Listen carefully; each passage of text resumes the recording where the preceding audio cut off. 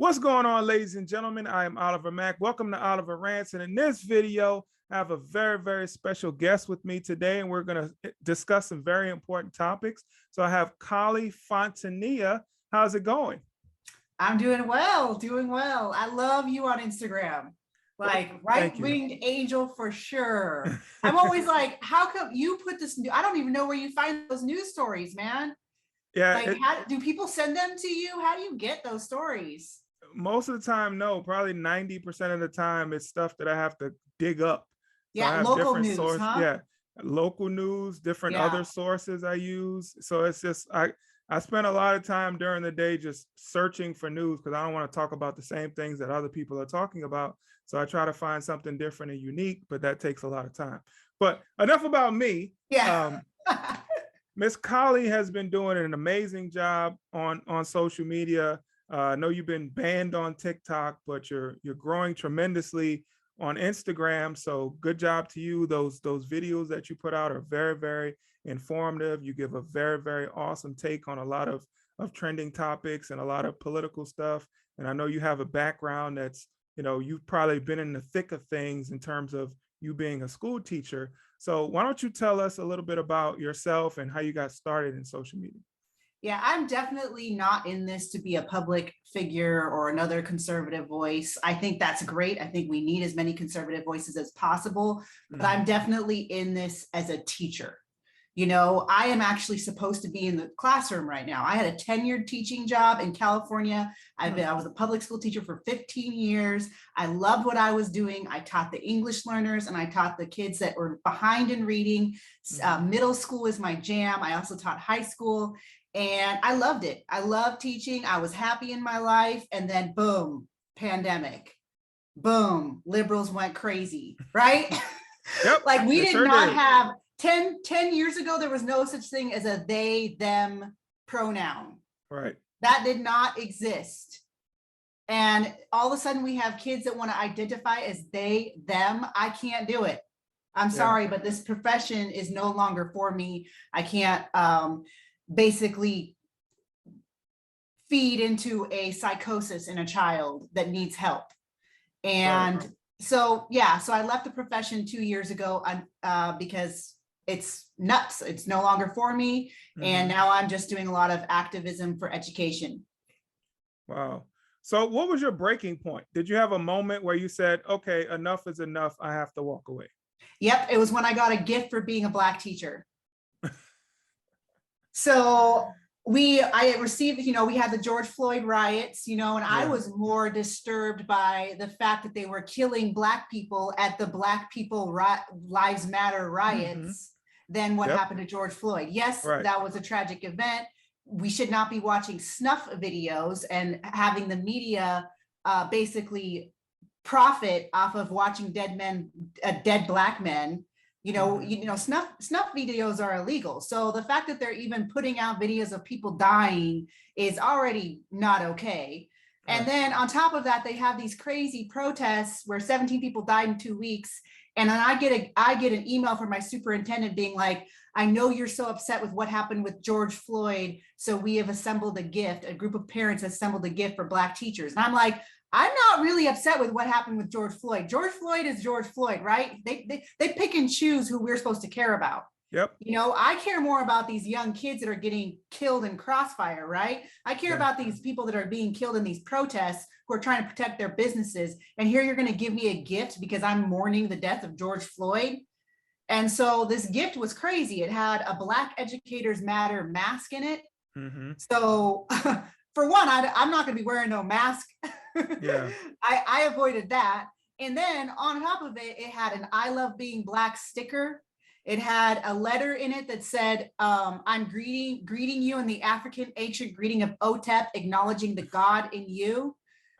It had a little thing that said Black Teachers Appreciation with an Africa symbol and a fist, a raised fist. It had some honey body wash, which we can go into why they would give Black teachers honey body wash, but I don't know. I don't know the logic behind that, but somebody will call it racist. Maybe we're ashy or something. But maybe. So I got this gift and I'm like, okay, so why am I getting a gift for being Black? When I don't get gifts for being a good teacher. This is the Right. first time a district has ever given me a gift, right? And it was only for Black teachers. They don't give gifts to the white teachers. They don't give gifts to the Hispanic teachers.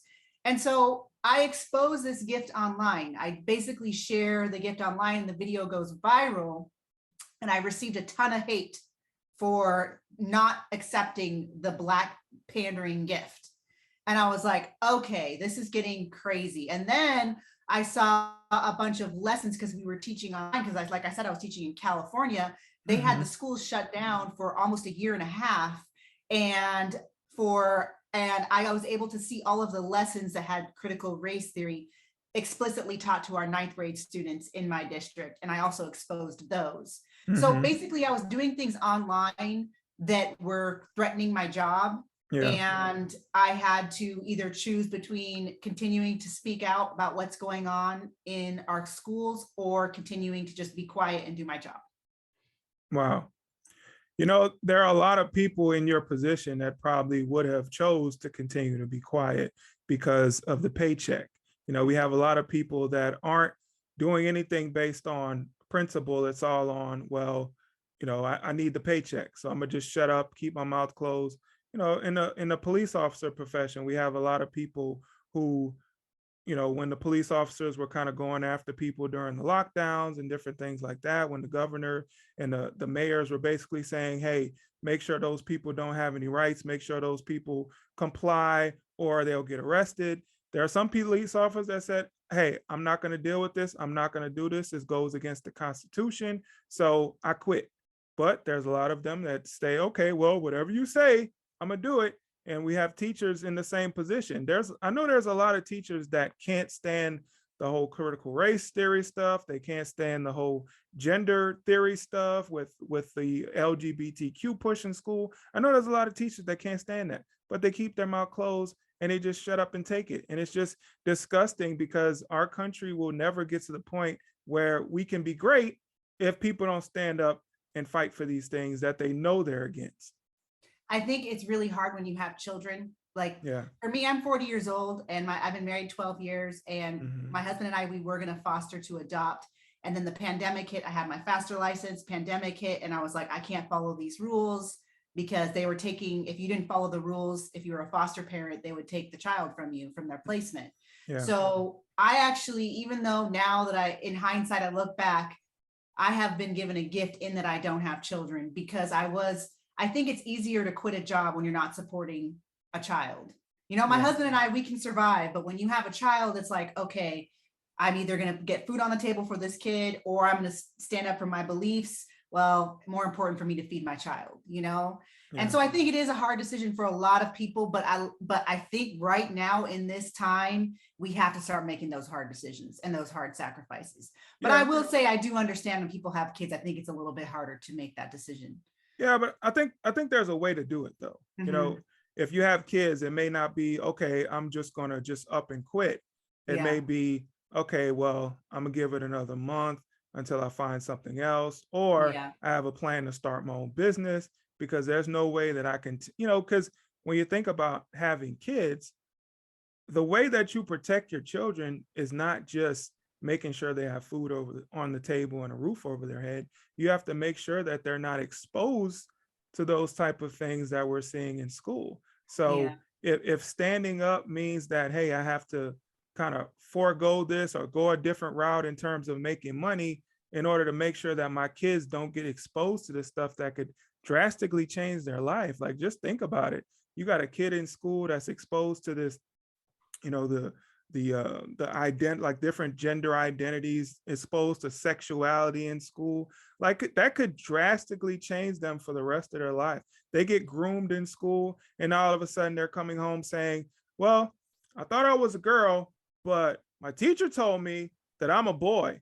And my teacher told me that I shouldn't listen to you if you tell me that I'm not. So I'm not going to listen to you. And now I want boys' clothes. Now I want to get my breasts taken off. Now I want to get all this surgery. I want to take hormones because my teacher told me that's what I should do. And now your kids are trapped in this, you know, this cycle that their teachers have put them in. So I think it's, you know, it's a thin line, I would say, What you're saying protecting is your principles. Yeah. it absolutely is happening. What you're saying, that teachers are hiding from parents the grooming that they are doing to their child.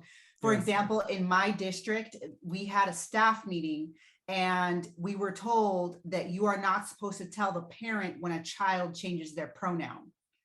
So, for example, we had an incident where we called home. It wasn't me. I wasn't the teacher that called home, but they called home. They used the new name that the child wanted to go by. It was originally a boy, and now they were identifying as a girl. They used the new name, and the parent, and these are Hispanic parents because we taught in a district that was majority Hispanic. And he was like, "That's not my son. I mean, who? Because the son's name was Juan, the real name." And he had no idea that his little boy had changed his name to a girl's name, and the teacher was calling home, and he got upset. Yeah, of course. And then we were told as teachers, no, do not make sure you use the new changed name with the parent, because the parent may not know, because it might not be safe for the child to come out as trans to the parent. So therefore use the old name with the parent. But then you're not supposed to use the old name in the classroom, because if you use the old name in the classroom, you're going to get in trouble for using their dead name. Right. So it's like you're in this horrible position where you're having to just bow down to all of this woke nonsense. And it's getting really bad in our schools. And then the other thing that we need to worry about with our kids in these public schools is not just the teachers and the administrators that these kids are being exposed to. It's actually all of the other woke young people. Yep. These kids are turning into little freaks. And I hate to say that, but they really are. I mean, I'm just going to be straight up. They're just not stable children. Right. And they're not normal kids. I mean, you look at videos of kids in the 80s, high schoolers in the 80s, they're happy. They're all their normal gender, right? There's always a few little like punk rock kids or whatever. But you look at kids now and they are unhappy. There's more and more kids identifying as LGBTQ and all of the rest of the alphabet that they're adding to it. And they're depressed. And they're angry, and they take that out on each other. This is why we're having an uptick in like 18-year-olds shooting up stuff. You know? So it is a really, like I said, this is the time to stand up and make those sacrifices. And I think one of the best things you can do is just go back to a one-income household and have a parent stay home and homeschool the child. Oh, absolutely. Yeah, I think that's great. Fortunately for me, I don't really have to worry about that, because in my little area, the elementary school that my son goes to, he's 6. The principal is actually married to one of our Republican Congress people, one of our Republican reps, Troy Nails. So that's my son's principal's husband. So I don't really have to worry about all that woke stuff going on at his school, which I'm really, really happy about. Now, if it ever comes a time where they change principals or anything like that, then definitely I have to consider that. But for right now, I mean, you either got to get in a neighborhood where you know you're not going to have to worry about that, or you got to homeschool your kid. Now, I know there's different options out there to make it a little bit easier, and I know you have an option for parents. So why don't you talk about that? Sure. I opened up my own school called Exodus Institute. It's an online academy. We have 2 programs. We have a fully accredited K-12 program that's accredited nationally. And that's for parents who want a full program. So let's say they want to homeschool their child, but they don't want to do the actual schooling of it. They just want to kind of guide their child through it. That's that program. And we also take school vouchers. So if you're in a state that does vouchers and school choice, we can accept those because we are fully accredited. And then we also have a supplemental program for parents who are already homeschooling. They maybe have curriculum that they like to use, but they want to add some on-demand video lessons that are taught by me. And that's for 5th through 12th graders. And it's a lot of lessons that undo indoctrination, because we need to not just make sure we're sheltering our child from all of this crazy woke nonsense, but we also need to make sure we're giving them the foundations to be able to fight back against it as they get older, especially when they go into college, because if we do have a child that ends up going into college, they're going to get a lot of this stuff in college. So we got to make sure that they are prepared and ready to argue against it, and also they're our future leaders. So if they don't have a good ground to stand on why the Constitution is great, why capitalism is the best system currently, why, telling Black kids they're oppressed is very toxic. White privilege does not exist. All of this stuff, giving them a good foundation on all of this garbage that's being pushed on our children right now for them to counter it is something that's our goal of our supplemental program. So that's, so like I said, there's 2 programs, fully accredited, K through 12, and then our supplemental program that has the lessons that undo indoctrination and fight against this stuff. Awesome. Do you have a website? Yeah, they can check it out at thinkexodus.org. Okay. And I'll leave the link in the description section so you guys can check that out also. But that's awesome. We need more people doing stuff like that. That's incredible. Congratulations. That is, wow. You know, you see an issue, right? A lot of people, they talk about the issues that we have going on in this country, but not many people actually do something about it. So you're someone who's actually doing something about it. So that's great. I wanted to kind of go backwards because when you were talking, I was like, when you were talking about the gift, I was like, I remember that video. And I was like, oh, that was you. So I thought that was pretty cool because I was like, all the things that you were talking about, the mask, I was picturing in my head because I'm like, I remember seeing the video like that. And then you kept going. I'm like, oh no, that was you in the video. So that was really cool.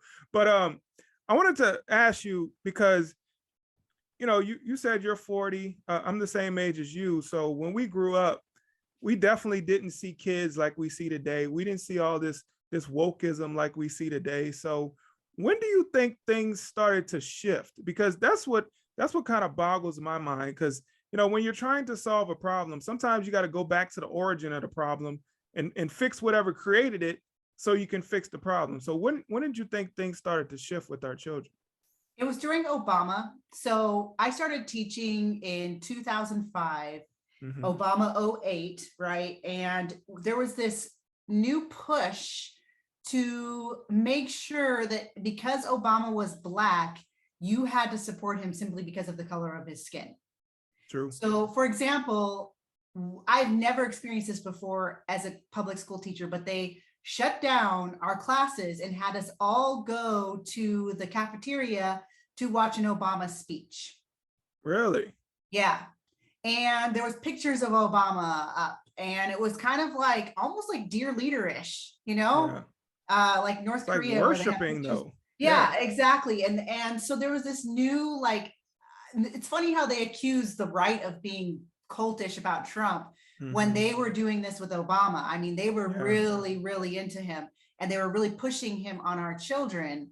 And, you know, there was this new, like, he's our president and he's amazing and look at what he has to say. And every news story had all of his good little speeches in them. And, you know, like I said, they shut down the school and had us all go to see his speech at the end of the day. And it was like a big event. And so I noticed that what happened is that the left and Democrats started being like, their side started being what's the normal side. Yeah. So it's normal to be pro-abortion. It's normal to be pro-LGBTQ. Why are you guys politicizing this stuff? This is just what needs to be in the classroom. You know, we need to make sure we're teaching kids about abortions and make sure they have access and let them know that they can get an abortion without their parents' permission, which is true in California. They can get an abortion as young as 14 without their parents' permission. And so it started being like, this is the normal side, and anything that's right-leaning is like, that is the bad side. That's the racist side. That's the oppressive side. And let's get that out of the classroom. Yeah. So what happened is our classroom started getting really radicalized towards the left. And it was very easy for teachers to talk about Black Lives Matter, talk about Obama, talk about, you know, the Women's March, talk about pro-abortion. But if you talk about any of those other things, you get in trouble. Wow. Yeah, I mean, you're right. I wasn't really politically activated until probably probably the end of 2014, 2015. I was on the left. Like I was a staunch Bernie Sanders supporter. So I was definitely on the left. And so was I. Yeah, I didn't really see this coming though. But when the whole Black Lives Matter movement started, that's when the light bulb went off in my head. And I said, okay, because when the Mike Brown situation happened. So I'll tell you, for Trayvon Martin, I was gung-ho Trayvon Martin was an innocent kid. He shouldn't have died. Like that was me posting on social media when I was on the left. But when the whole Mike Brown situation happened, I started thinking when the story came out, I was like, this doesn't make any sense whatsoever. So it kind of led me in a direction to see what was going on with the media. And then I would notice that everybody's story would be different. I noticed that all the witnesses had a lawyer present. And I heard the video about the guy saying, I don't know why he rushed the cop like that, stuff like that. So it was like, that's when I started to become like more involved in trying to figure out what was really going on. But I think there were so many people that were already indoctrinated by that point. It was hard to pull them out of that, because you said it started under Obama. So people started getting indoctrinated so early. They started thinking that everything that the media was saying, everything that the Democrats were saying was just gospel. And this is what we should believe. So they got that, they drank the Kool-Aid. And then when Trump came and everybody was saying, or not everybody, but the Trump supporters were saying something that was going totally against what the left was saying, then he became demonized. And now we're all demonized because we support Trump or we're on the right, when the left, basically people are now seeing that they're being exposed. And everything starting back when you were talking about it with Obama, everything that they were saying back then is being exposed as being lies. And if you're not paying attention, like you said, you're going to just get sucked into what the media is choosing you to picking for you to care about. That's why your account is so important, because there's these news stories that if they happened 20 years ago, that would have been national news. These tragic stories you're sharing on your Instagram, where you're just like, really? And that's just the local news. But then you guys want me to care about a guy who erased a Black Lives Matter chalk drawing. You know what I'm saying? I don't know if you remember that, but that was national news. Some white guy went and like erased a little girl's chalk drawing for Black Lives Matter. And they're like, ooh, that's so racist, right? But here we have, you are sharing stories of children being killed, being tortured, right? And that's not even making the national news, you know? Yeah, nobody cares about those things anymore. It's basically everyone right now is just waiting for the media and Democrat politicians to tell them what they should care about, to tell them what's important. And I've seen it with my family, with my friends, and it's just so disheartening, because it seems like these people are just really brainwashed. Like that's what it seems. It's not that they think this stuff is right, or they think that their side is right. It's like they are brainwashed. Like they can't even see anything other than what the media is telling them to see. And they can't even think anything other than what the media is telling them to think. And I've lost some people close to me have decided they didn't want to deal with me anymore based on what the media was telling them was right. And everything that I was saying, the media told them was wrong. They told them that I hated Black people. They told them that I was a white supremacist, even though I'm Black. They told them all these things and they believed it. Like that just, it upset me so bad. But I think the tides are shifting. I don't know about you, but I think the tides are shifting. I think more people are starting to wake up, especially Black people. When I look at, because I follow a lot of those social media platforms that are for the left, but they have a lot of cultural news. So they will post something that Joe Biden may say, and you'll see a ton of comments. Black people that didn't vote for Trump probably voted for Biden, saying how horrible they thought Biden was. They're talking the same talk as the right. They're calling him Sleepy Joe. Like, it's just amazing to see. So do you think the tide is turning? I do. And I think that's why social media is so important right now. I think that's why they censor us so much. Like I said, I've had 2 TikTok accounts permanently banned, but luckily my third one's growing already. But they censor us because we are the ones that are sharing the real story, what's really happening. For example, I shared the video of Joe Biden lying about marching in the civil rights movement. He did that in the late 80s because he ran for president in the late 80s. And he kept saying, when I marched in the civil rights, we did it for blah, blah, blah. And he never marched in the civil rights. He lied about that multiple times, right? You know how many people did not know about that lie? Like the majority of people. Yeah, when I post a video, they're like, are you sure? Like, where's confirmation that he never did march? I'm like, just look it up. Like, he never, it was a lie. He was lying about it. Same with getting arrested when he went to go visit Nelson Mandela. He said he got arrested. Like, that should have been, that was covered one time on CNN. They were like, one time we're going to cover this. If that was someone else, that would have been a huge, someone else running for president that was lying about what he did for Black America. That would have been a huge story. So it's so important that social, like your voice, my voice, our voices are really important right now. That's why they keep trying to suppress us, because we actually come out, we're the ones that are giving more truth than the mainstream media. Yeah, absolutely. And people are actually looking to us for their news and information rather than the mainstream media. There's been reports out there and studies out there that say that people would rather go look at their favorite influencers than trust the mainstream media for information. And it's, you know, it's like, okay, it's good for us that we have an audience that we can speak to. But when you think about it, people not being able to trust the mainstream media is very, very, very bad for our society.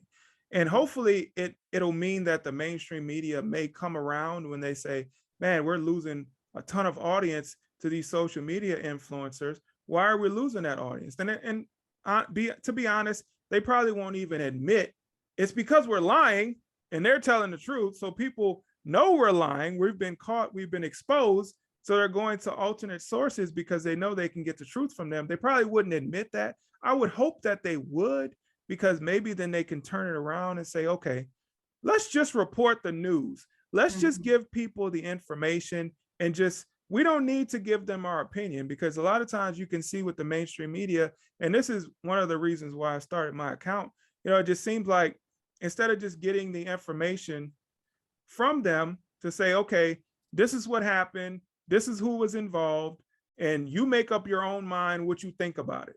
No, they're going to say, this is what happened, this is who was involved, and this is how you should feel about it. You know, it just sucks that we've reached this point. But I mean, like I said, it gives us a platform that we can give people the information they need. But I mean, we're not reaching hundreds of millions of people like the mainstream media is. So we still have this fake news and these false narratives that are slipping through the cracks. Absolutely. Absolutely. Yeah. So when we started talking about, you know, things being turned around, it made me think about this video. So there is a U.S. congressional candidate. His name is Jerome Davison, and he put out a video, a campaign ad that was absolutely incredible. Did you see it? I did. What did you think about it? So my first reaction is, one, is, you know how they always say that the right is racist? Yeah. Everybody on the right that I know is praising this ad of a Black man defending himself from the KKK. Right. So if we're the side of racism, you'd think we would be upset about this ad. You know what I'm saying? Yep. But it's actually the left that's upset about this ad. Of course. Of course.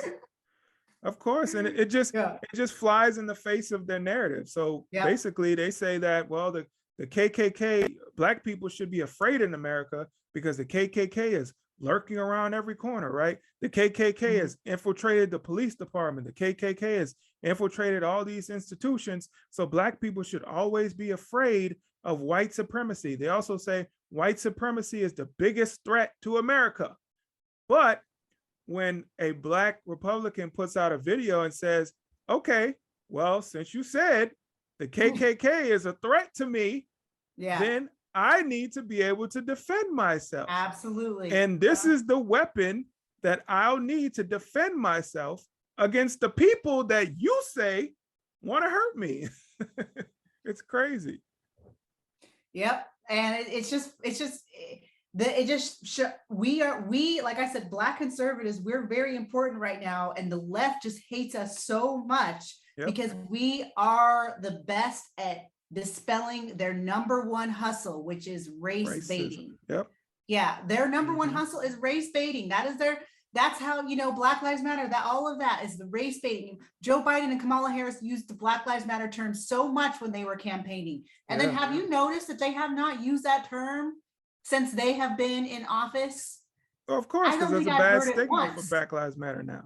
Exactly. And the So they support for don't, Black Lives Matter is crashing. So exactly, but they love it for race baiting. It's going to come back mhm. around the next election season. And so when we are the ones exposing them, in the video that happened with the KKK and calling them Democrats, which is very accurate, Yep, I love that.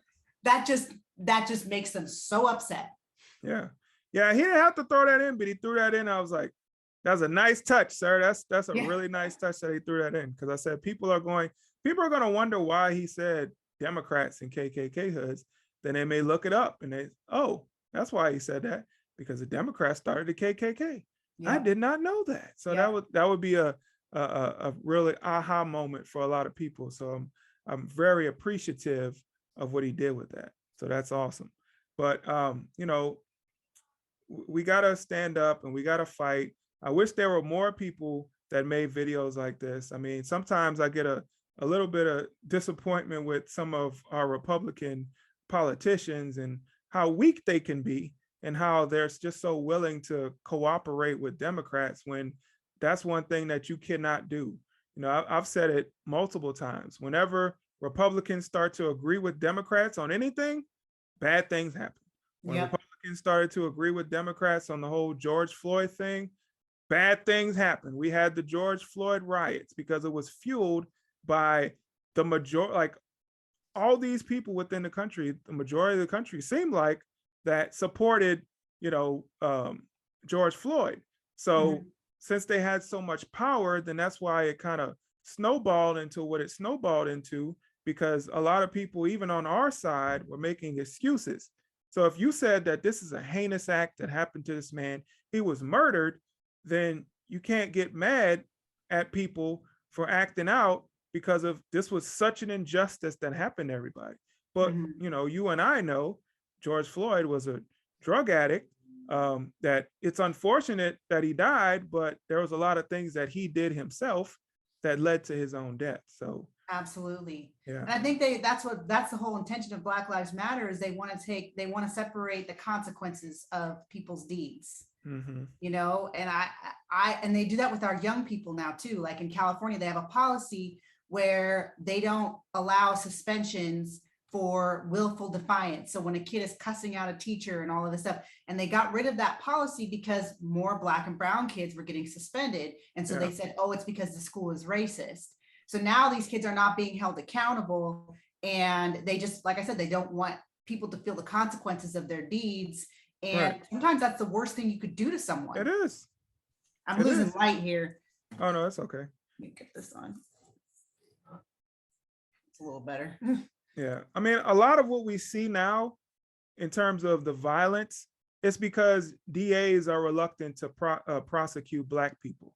Because if you're in a city and the majority of the people that you're prosecuting are Black, then they think it's because of racism, not because the majority of people that are committing these crimes are Black. And so we get a reluctancy to prosecute these people, and then they get out and they go commit more crime. They feel emboldened to commit crime because there's no consequence. And they're trying to, the whole push to get rid of bail, to get rid of cash bail, it's all because they think that bail is racist, because Black people can't afford the bail, or there's too many Black peoples going through the justice system. And they're like, oh, well, if bail is affecting Black people, then it must be racist.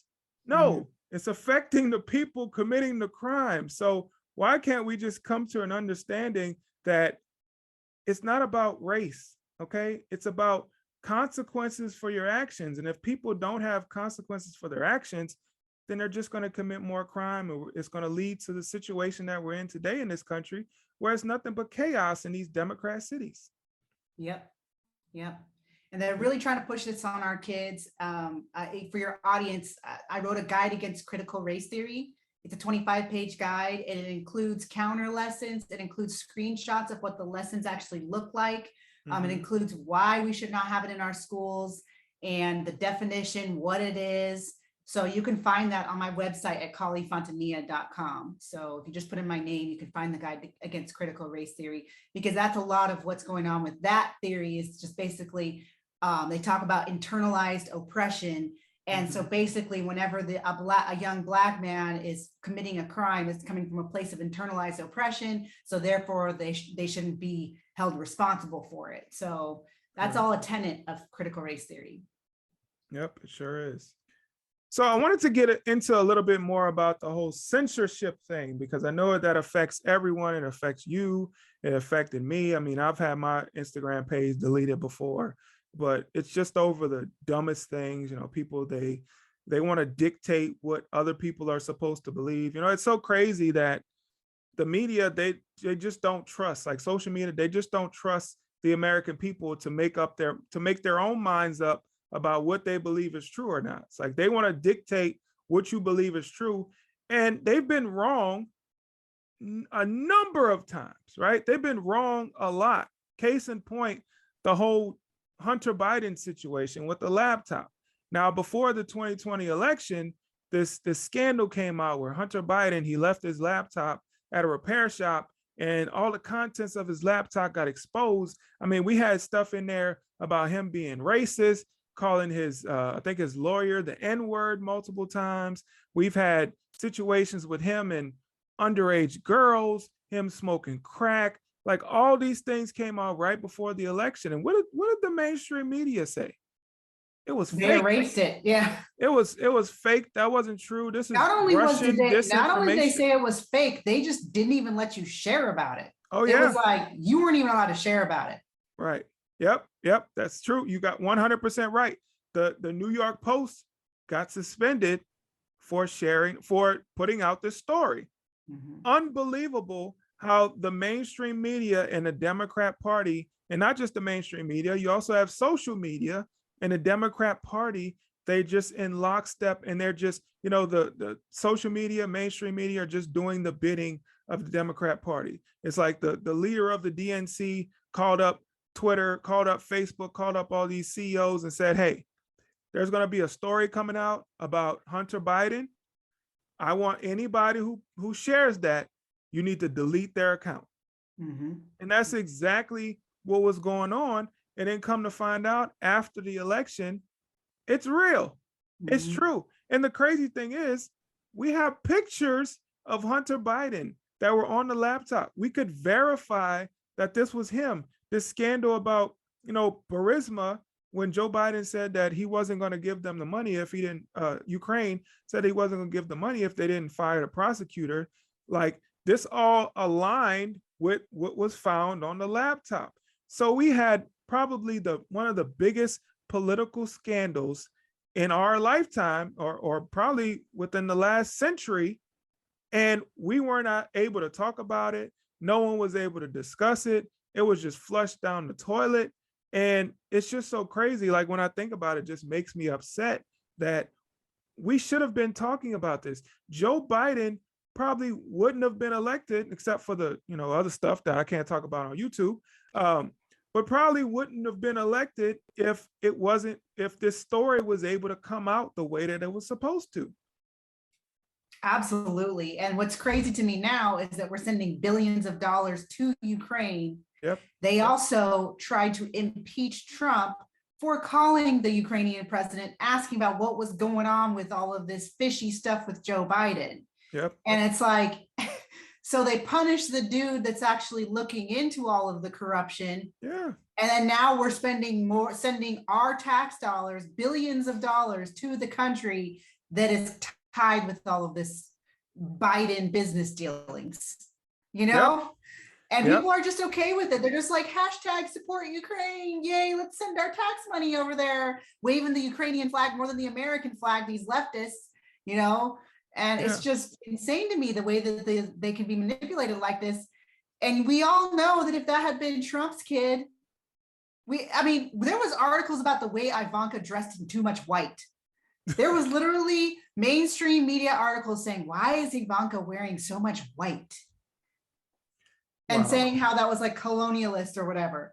But here we have Hunter smoking crack, looking crazy, calling people the N-word, and, you know, just nasty stuff I don't even want to look at. And it's just completely erased.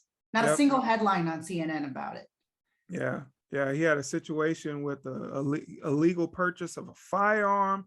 Like there's so many things that Hunter Biden did that we weren't allowed to talk about.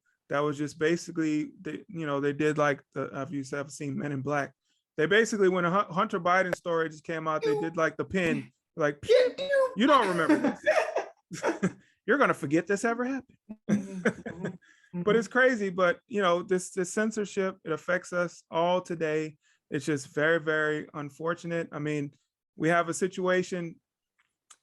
If you're trans, right? We can't call you by your former name. We can't call you a him if you identify as a her, even though you were born a him.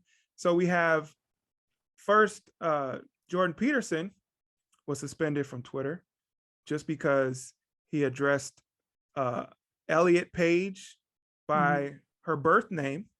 And then Dave Rubin, who was just covering the story, just saying, hey, this is what happened to Jordan Peterson, then he got his account suspended.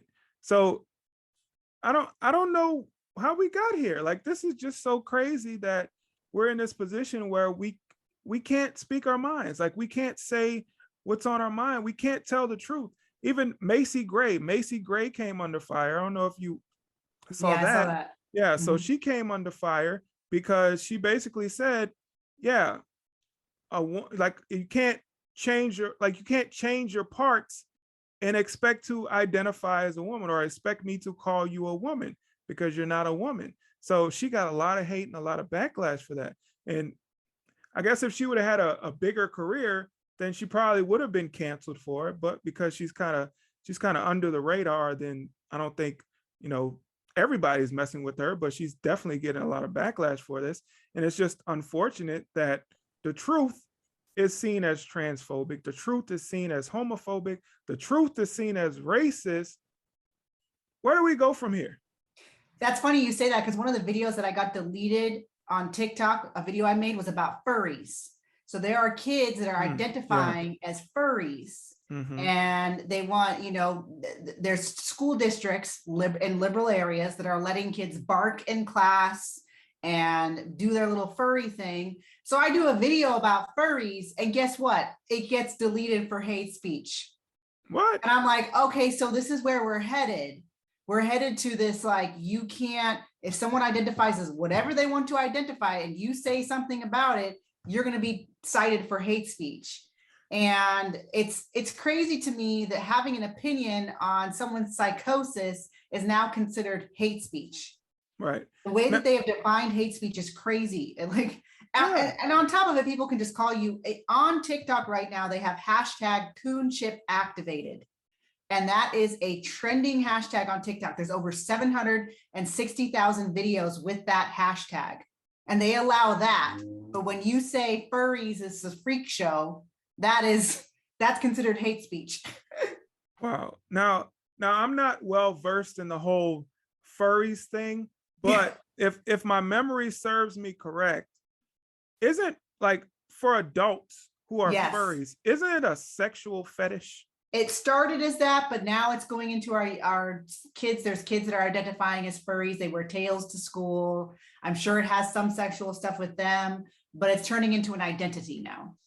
Right. And well, for me, what it seems like is it's just more adult behavior being pushed on kids, adult sexual behavior, because no matter how you want to put it, no matter how you want to say it, the whole furries thing started as a sexual fetish. So kids may not be aware of the origin of furries, but someone must have shown a kid about furries, and therefore the kids started to emulate that. The kids started to practice that, but the kids had to be shown that by an adult, and the adult who's shown them is probably an adult that's into that kind of sexual fetish, and that's just disgusting. Oh man, I want to give your audience some hope before we wrap this up. And I will say, as someone who has worked with teenagers and middle school students for 15 years, don't ever forget that they are very rebellious, and this stuff is being pushed on them. So there is a whole movement amongst young people. There's, of course, the ones that are accepting all this woke nonsense, but there is a ton that are over it. And I would say the majority of them are over, especially the minority kids. They're over the cancel culture stuff. They love the 90s. They're nostalgic for the 90s. They think it's amazing that we used to be able to make fun of everything in the 90s. They're sick of all of the trans. They're sick of all the LGBTQ being pushed on them. There's one thing where you're going to go live your lifestyle, right? But we're pushing it on our children. They don't want it. They're sick of it. They're tired of all the hyper race focused stuff. They just want a normal childhood. And I'm seeing that more and more in our young people. So luckily, because this is being forced on teenagers, there's a lot of rebellion in them, and they're going to rebel against this. And I'm seeing a movement of rebellion against all this woke nonsense. And they're going to be very strong and very immune to it. That's awesome. Now, I saw a study one time that said that Gen Z is probably going to be more conservative than millennials. Yes. Did you see that? Yes. And I actually started teaching my own generation. I'm a tail beginning. I'm at the beginning millennial. Right. I think you are too. Yep. And then I taught my own generation. That generation is very stubborn, very set in their beliefs, very like passionate, right? You go to Gen Z and they're just like, they want to know, they want hope.